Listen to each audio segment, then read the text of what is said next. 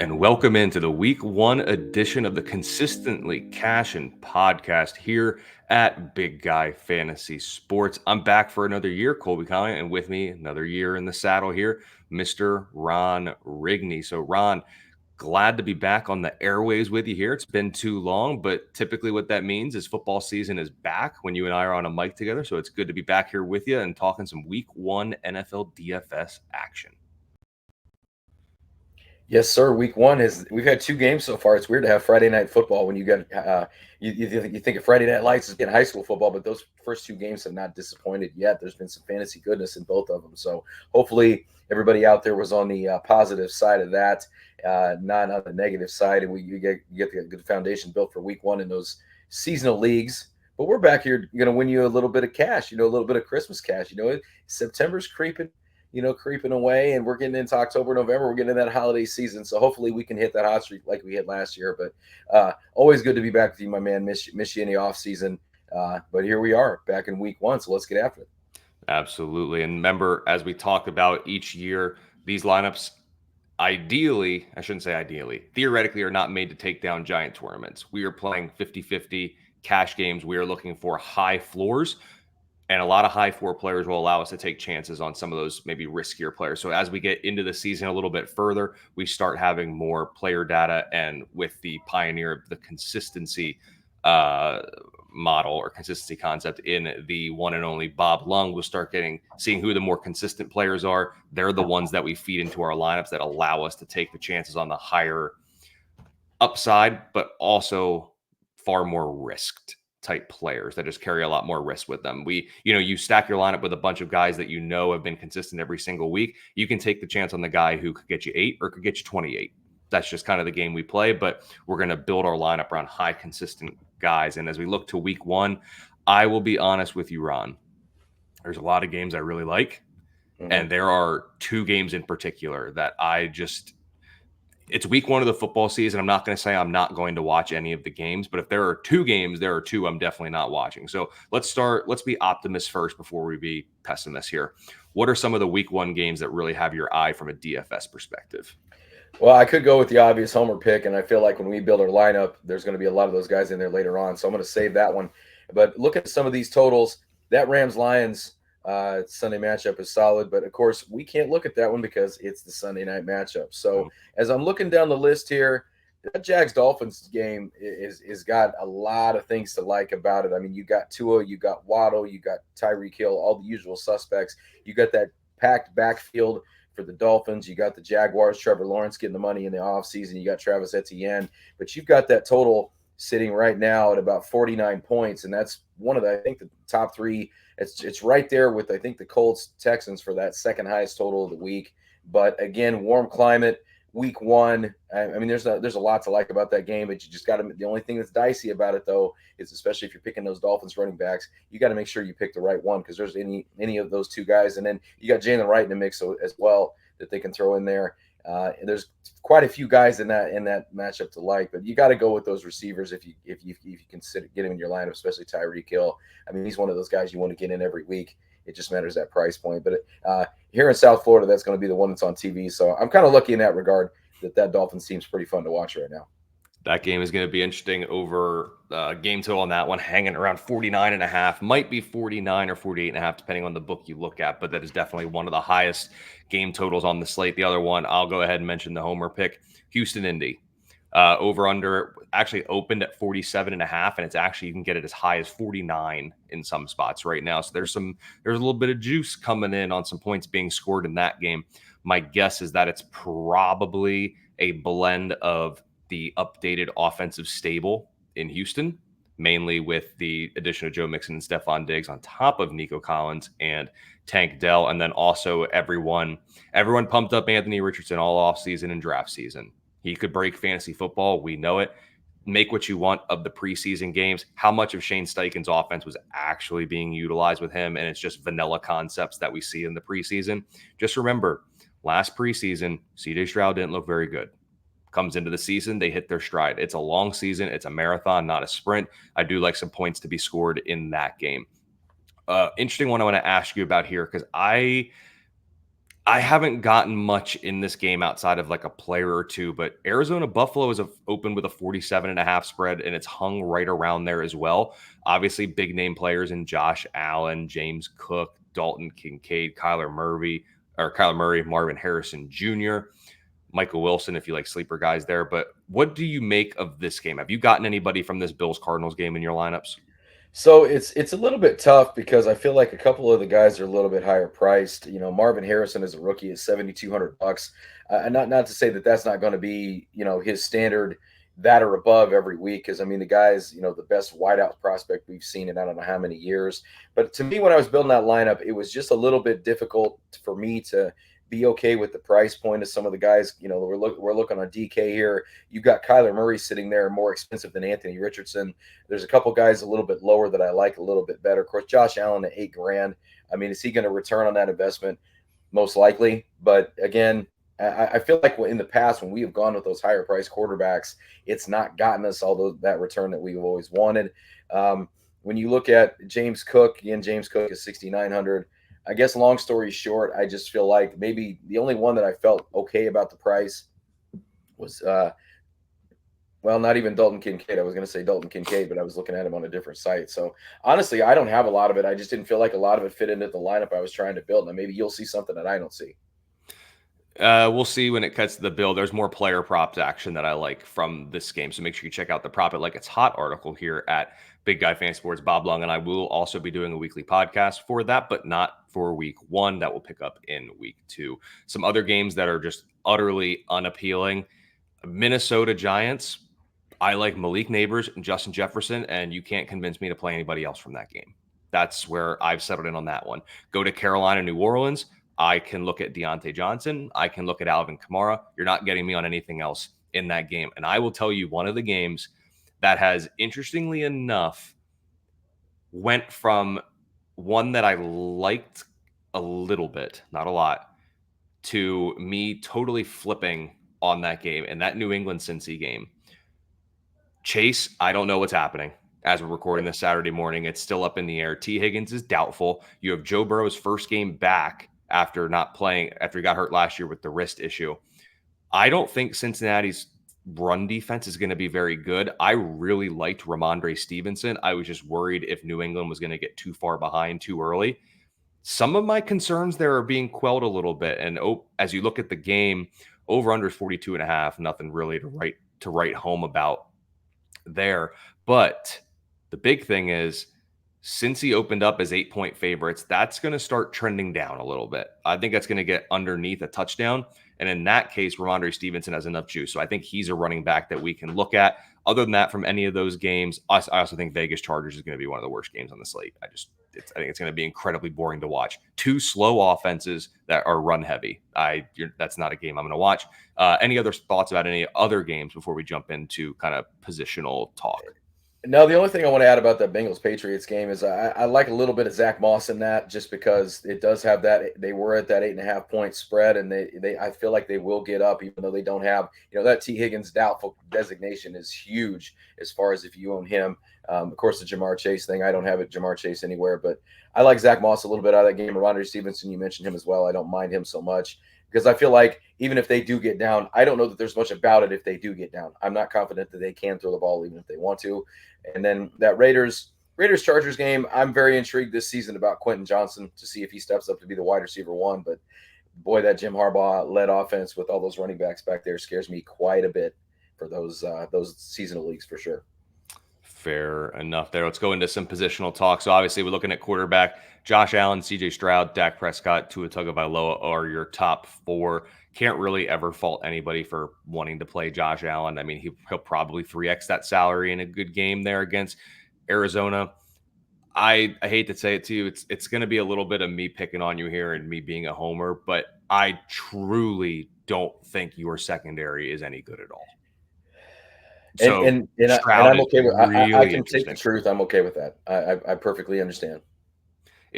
I think Indy could be a secondary that I pick on a lot, because I expect teams to have more success through the air than on the ground against you, with a solid front four and two good tackle hungry linebackers that always seem to be around the ball. So CJ Stroud is interesting at 7,500. I think that price point might scare some people off here on DraftKings, because when you look at other guys, Stroud doesn't just run, and you could, or doesn't really run much, and you could save, about $1,000 and go down to Kyler or Anthony Richardson and get some of that dual threat action there. So if you were to pay up for a quarterback this week, let's say you had the money, let's go 7K above for a Tua, Dak, CJ, and Josh Allen, who would be your preferred target? I'd have to go with Tua. If I'm going at that price point, I might have to go with Tua. And not to say that I don't like CJ Stroud, but Dak Prescott scares me every single week. That whether you don't know exactly what you're going to get. I don't feel as confident in that wide receiver room there in Dallas either. I know CD's in there, and CD's an all-world guy. They got a great tight end, but I think I'd go with Tua just because that arsenal of weapons he has is absurd. And again, they're playing at Miami. They're playing against Jacksonville. That's again one of the highest point totals of the week. So if I had to spend that 7K or above, it's going to be Tua. And I'll throw this in regards to Dak last year: 22-3 touchdown interception ratio at home, only 14-6 on the road. Completion percentage dropped by about 8 percentage points when playing away from Jerry World. So interesting note on him there. Let's drop down to that next tier. I love me some Kyler this week. I do like Anthony Richardson a little bit.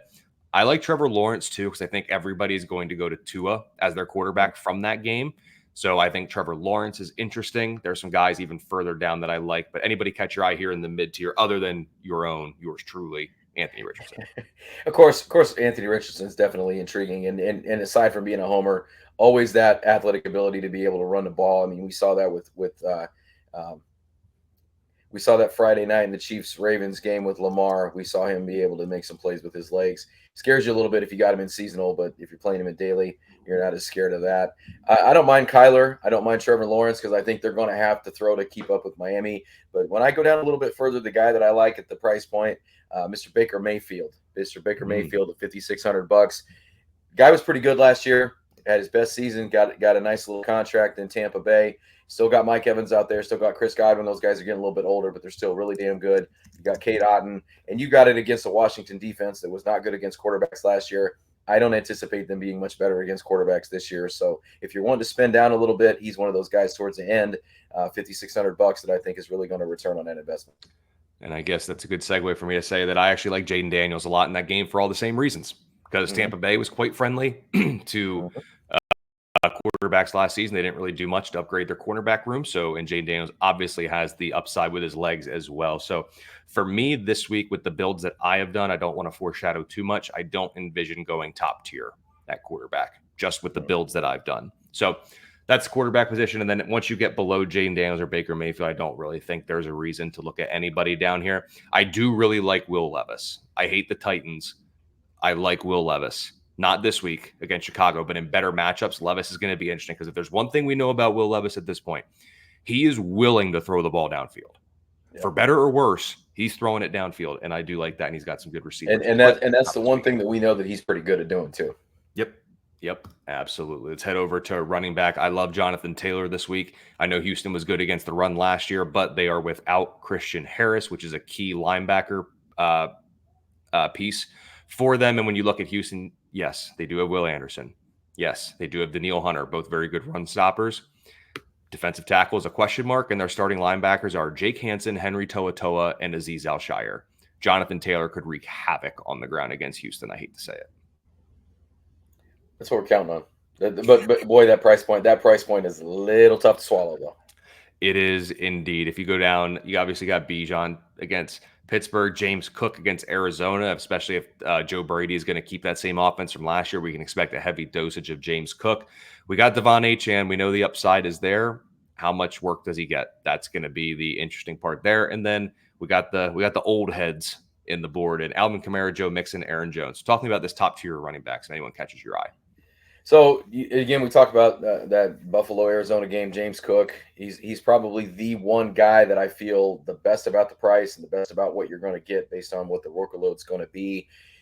Beyond that, there's not a ton in this price point that I like. I'll go down a little bit though to 6,300. I like Rachaad White for all the reasons that we talked about that game before. I think he's going to be involved quite a bit. And I think that, again, I think that's going to be a little bit higher scoring game than people think. Of course, you got Raheem Mostert there. You just got to guess right between him and Achane, but they're both up there. Another couple guys I like kind of in that mid tier. We mentioned Ramondre Stevenson. I don't mind DeAndre Swift either. I think that he's going to be a check down guy for Caleb Williams quite a bit this season. They signed him to a contract. They brought him in to get him the ball. I don't know why else you bring him in if you're not trying to get him the football. And then, of course, we talked about Zach Moss as well, sitting there at $5,800. I do like that as well. I love Ken Walker at 6,100. I think he's breaking out this year in a big, big way. And I think it starts here in week 1 against the Denver Broncos. If we come down a little bit here, Chuba Hubbard should get volume. I hate the matchup, but the volume is going to be there. Devin Singletary is interesting, more of a high floor than a high ceiling player, because I do think he's going to get 15 touches in this game, if not more. Just what can he do with them, and how do the Giants stay in this game? I do like Chase Brown a good bit, just because I've been on him all draft season, but I would like, I don't know. We'll have to see kind of what the role shakes out. I do think he's going to lead that backfield, but we'll see. And then we come down a little bit more. I don't really think you need to do anything down in here too much unless you're looking at Rico Dowdle. I know it's not a great matchup, but I just don't know how at this point they put Zeke out there for a ton of work when you have so much more juice with Mr. Dowdle. So he's one I like at 4,600. That could really help us as we go to the wide receiver position, because I'm not bargain shopping here, Ron. I am paying up here, and I'm not afraid to do it. Tyreek Hill is my favorite one at 8,700 for all the reasons that you've mentioned. The Jaguars they gave Tyson Campbell like $72 million, and he's coming off his worst coverage season. That secondary stinks. Like it's worse than Indy's, I think. Like Jacksonville is a team I will pick on a lot this year in the secondary, and I think it starts right here with Tyreek Hill. And it's one of those things where, like, if we go Family Feud style, we surveyed 100 people. Who was the player that's most likely to get 200 yards on any given week? Tyreek Hill would be the number one answer. Steve Harvey, show me Tyreek Hill. Top answer, ding, ding, ding. That's what Steve Harvey would say. So if we're paying up there, it's got to be Tyreek Hill. I don't think you can go anywhere else. Well, before I get to that, I got a disclaimer here on the top of my DraftKings. I want to make sure you saw this too before we build this lineup. We got to know Juju Smith-Schuster will not accrue points for the Patriots, so please check your lineup. So I know you were looking at him. Yep. He already played. We can't go with him, so I want to make sure everybody knows that he's an integral part of your lineup week to week. Like, great call. Anyway, I've been reading that. I'm like, who? I don't even know who that is anymore. So yeah, Tyreek Hill at 8,700. We're going to talk about our building blocks later on. I have a strong feeling he's going to be yours. He's there at the top of mine as well. He's easily the guy you pay up for. I don't mind Mike Evans because I like Baker Mayfield quite a bit.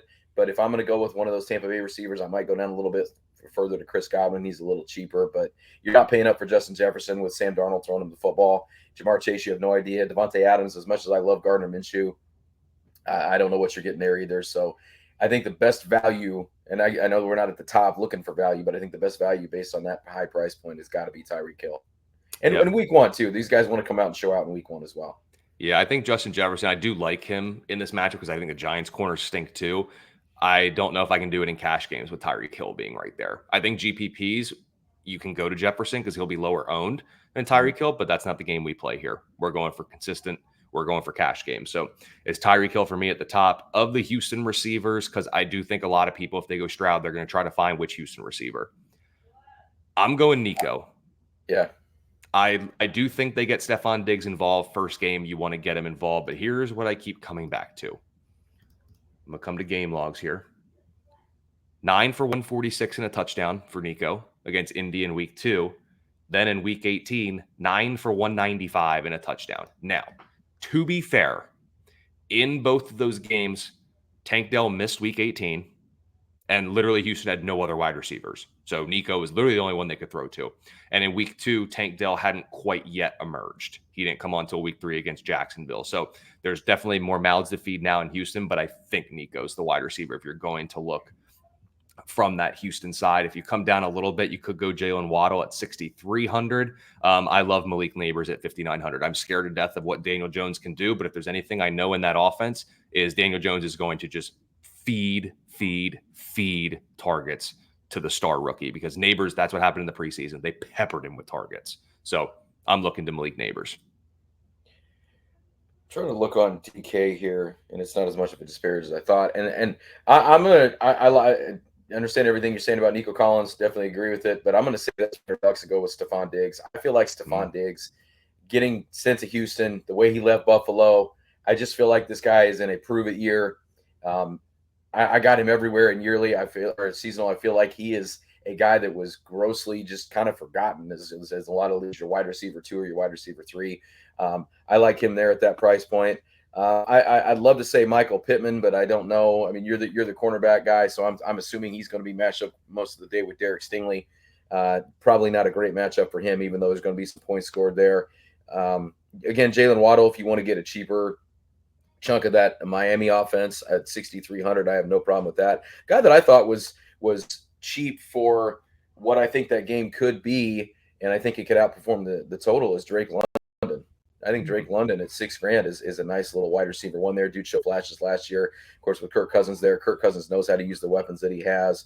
Other than that, I mean, and of course, those are top tier guys, but I'd say I'm probably most comfortable with those couple in the middle round or the middle of the road there.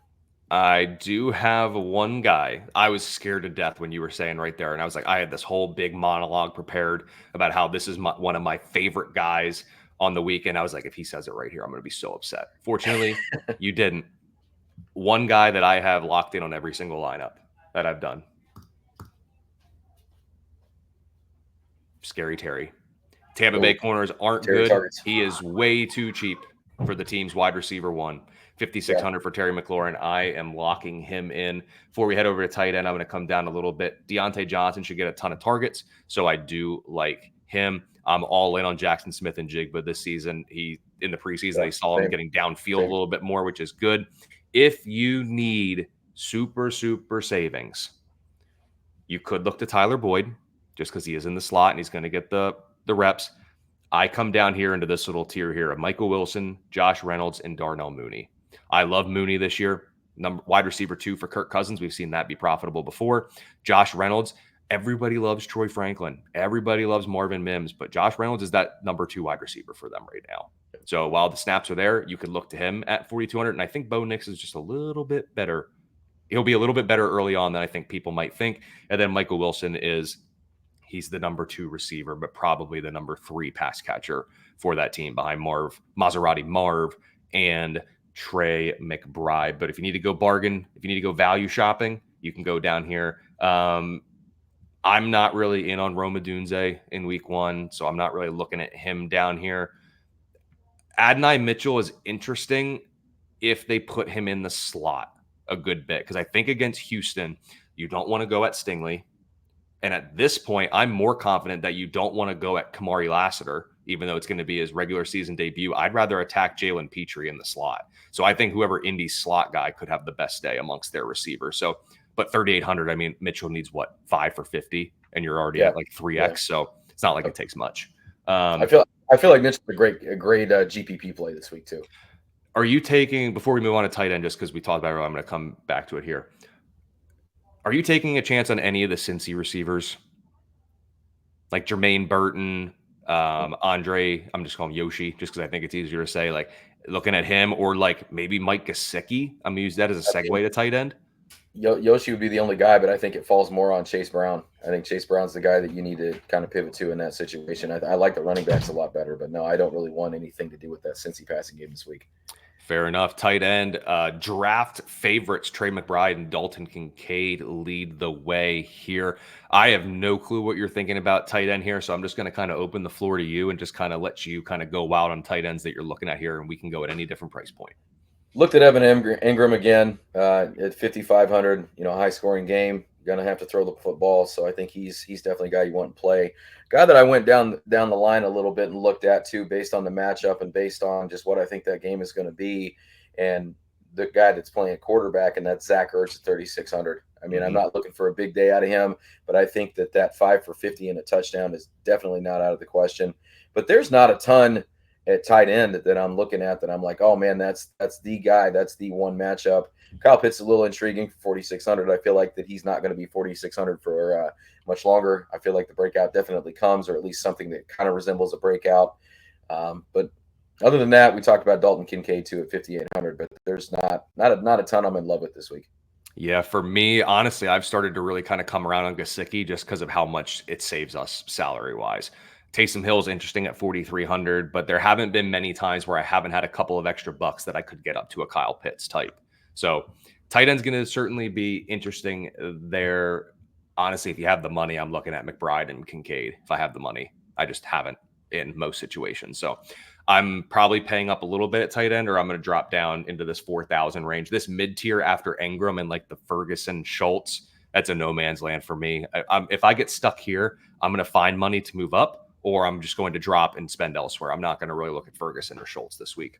Let's head over to defense. What kind of catches your eye here? Like Dallas is the highest paid. I have no clue what to make of Deshaun Watson, to be honest. I've drafted him a little bit in redraft, more as just like a backup and kind of hope for the best. The Bengals are the highest or the second highest priced defense, but I think now you could almost make an argument to look at the Patriots defense because there's enough talent there and there's a lot of questions with Cincinnati. So what are you thinking? What do you think in defense? I have a couple of other names, but I'm going to give you the floor before I chime in some more. Another one that was not easy to come up with anything. One that I thought was kind of intriguing was Chicago. And I'm doing that mainly just because of the guy that's on the other side of the football. I know you got Calvin Ridley there, but Will Levis, we talked about how we like for him to throw the ball down the field. He also has a tendency to throw an interception here and there, and there's just not that the big names. I know they brought in Tony Pollard. I know they got a few guys here and there, but that offense just does not scare me at all. I look for the Bears defense to be a little bit improved as well. But again, if you're looking to save a little bit of money at 3,400, and the other one that I looked at a little bit, and I know you like Jefferson, and they got some guys on that side, but that Giants defense, I mean, they're not great, but as far as like just taking a shot against Sam Darnold, again, I'm looking more at the guys that they're facing more so than I'm looking at, just how good the defense is. The other one that I was looking at too was maybe the Chargers. I know the Chargers weren't great last year, but I'm looking at some of the bargain ones, and I just think that having Jim Harbaugh there, having that different mentality, that defense and run game that he brings in, I think that makes an impact on them, and I think that makes them a little bit better. But again, I love Gardner Minshew, but you don't know what you're getting all the time with Gardner Minshew, and beyond Devontae Adams, there's not a ton of firepower on that offense either. Other one I like is Atlanta going against Pittsburgh, and Arthur Smith offense with questions at quarterback, brought over a defensive-minded head coach, and they made some splashes in the offseason, especially later on in the offseason with the trade of Matthew Judon, and I believe they also brought in Justin Simmons, if I'm not mistaken. So they'll have Bates and Simmons as their safeties, I do believe. Now, as I say that, I'm questioning myself, but that sounds right. So Falcons there at 3,300, interesting. All right, let's go ahead. We each get to lock one guy in. I'm going to lock in Terry McLaurin. That's who I'm going with. And who are you going with? I'm going to lock in Rachaad White. Okay. All right, let's get Tyreek Hill. Yes. Because we agreed on him. What do you think about like a Malik Neighbors? I do like that. Another rookie that I liked. I don't know. I have to look at the salary. I'm trying to lock in Scary Terry in my lineup here. Another guy that I didn't mention, but is a little bit further down, Brian Thomas Jr. as well. Just because dudes, I mean, LSU, we were talking about it Thursday night on the podcast. Robbie was talking about how LSU is just wide receiver U. And, he's another guy. But, yeah, I have no problem with Neighbors at all. Another LSU guy that's going to show out for sure. So let's throw him in there and see if we can get him. And if we got to pivot, let's throw Neighbors. Let's go Brian Thomas. Yeah. So now quarterback, basically, as we look at it here, we're pretty much going to look at Lawrence, Tua, Jaden Daniels. And if we look at that, Tua's at 7. Lawrence is at 62. Jaden Daniels is at 57. And I do like Daniels' rushing upside. It's just, is that game going to be too slow? Are we going to get enough possessions? But it does give us the stack. Actually, all of them give us a stack. Yeah. Let's throw Tua in there and see what we can do with that. It's always easier to come down from money. Yep. Running back here, so we do have 1,100 left. So as I'm doing some rough math, if we get the likes of let's just use Swift because it makes the math easy. We're at 5,800 for a defense and a tight end. So some of the tight ends we were looking at were like $3,000. That's 2,800 for a defense. We're going to be bargain shopping a little bit. What if to get a better tight end, we went with Rico Dowdle instead of Swift? Yeah, just because it. Yeah, see how the math comes out. So if we get that, we're at 7,200. If we go to defense here, so let's say if we lock the Patriots in against Burrow at 26, we're at 46 for a tight end, and that gives us Kyle Pitts. Perfect. Or the other option would be drop the Patriots. Let's just do, say Falcons. Then we're at 39 for a tight end. And then we could either go down to Zach Ertz. We could go down to Gesicki, which would open up $900 then, which we could move Dowdle up. None of those guys are any good. We could move Tua. No, we couldn't do that. What could we get in Neighbors up to? 59 to 66. Mixon, Olave. No, we could go with Brian Thomas instead of Neighbors and save about $1,200. I have Thomas and Neighbors both in. Oh, you did. Okay. All right. Let's do that. Did you put Thomas, because my screen is super small? Did you put Thomas at flex? I have Thomas at receiver and Neighbors at flex, but it don't matter. Okay, all right. Okay. And then 2,600 if you're okay with the Patriots. Yeah, I don't think that's bad with Cincinnati, like you were talking about Mike Gesicki kind of being their best option in the passing game. I know Joe Burrow is damn good, but first game back for Burrow in a while too. Could be a little bit of rust there, and there's enough talent on the defense side of the ball in New England. So this would give us Tua, Rachaad White, Rico Dowdle, Terry McLaurin, Tyreek Hill, Brian Thomas, Kyle Pitts, Malik Neighbors, Patriots defense. So we have a little bit. So we got Tua, Hill, and Thomas from Jacksonville, Miami. We got Rachaad White and Terry McLaurin. Basically, in that game, what we're saying is Tampa Bay leads, Washington trails, which isn't unheard of. We're going to bank on Rico Dowdle giving us 3x and kind of asserting himself as the RB1 there in Dallas, or at least the lead. We got an upside tight end in Kyle Pitts, who hamstring isn't an issue. And then we have Malik Neighbors, who could have like 25 targets in this game because Daniel Jones has no one else to throw the football to. So it's high. There's enough upside, and there's a good floor here as well. So I like this lineup. Do you have any final comments on the lineup? I'm just astounded, and I don't know if you've noticed this. There is not one Texan or one Colt in this lineup. I know. Well, that might be the downfall of the lineup. Who knows? That could be, but I still feel good about it for all the reasons you said. I love Rachaad White this week. Rico Dowdle for all the reasons that you said. I think Kyle Pitts is the key, though. I feel like when we got to tight end and had that 4,600, that was meant to be. That worked out. So I feel like he's going to be the key to this lineup.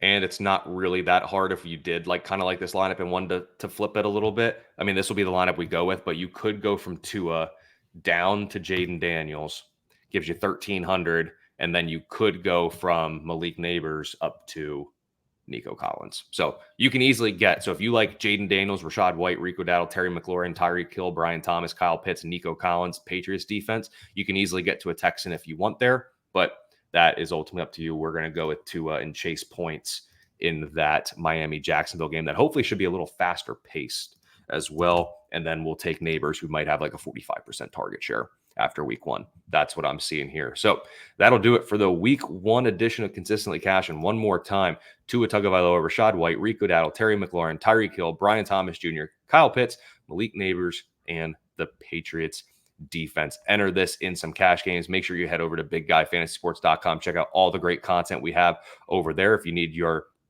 player prop fix, check out Prop It Like It's Hot. Bob Lung and I'll get you with some player props there. And again, ton of great content over at Big Guy Fantasy Sports. So make sure you get these lineups in. Again, check out all the great content, and we will see you next week with the week 2 edition of the Consistently Cashin podcast.